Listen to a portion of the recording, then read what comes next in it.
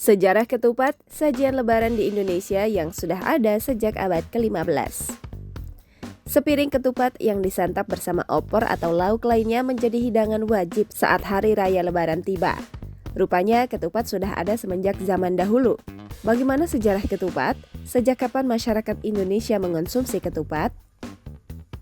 Fadly Rahman, sejarawan Universitas Padjadjaran Bandung mengatakan bahwa menurut cerita rakyat, ketupat berasal dari masa hidup Sunan Kalijaga, tepatnya pada masa Syiar Islamnya pada abad ke-15 hingga ke-16.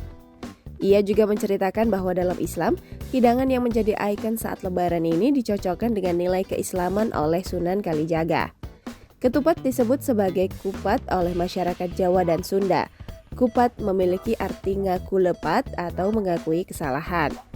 Selain itu, menurut Fadly, simbolisasi lain dari ketupat adalah laku papat atau 4 laku yang juga melambangkan 4 sisi dari ketupat. Sunan Kalijaga membaurkan pengaruh Hindu pada nilai keislaman sehingga menjadi akulturasi yang padu antara keduanya. Fadly tidak memungkiri bahwa ketupat bisa jadi berasal dari zaman Hindu-Buddha di Nusantara. Pada zaman pra-Islam, bahan makanan nyiur dan beras dijadikan berbagai sumber daya alam yang dimanfaatkan sebagai makanan oleh masyarakat.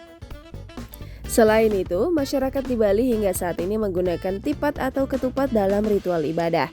Namun ketupat tidak hanya ditemukan di Indonesia.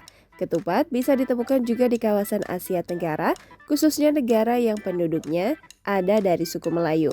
Di negara tersebut, mereka juga menjadikan ketupat sebagai salah satu sajian Hari Raya Idul Fitri.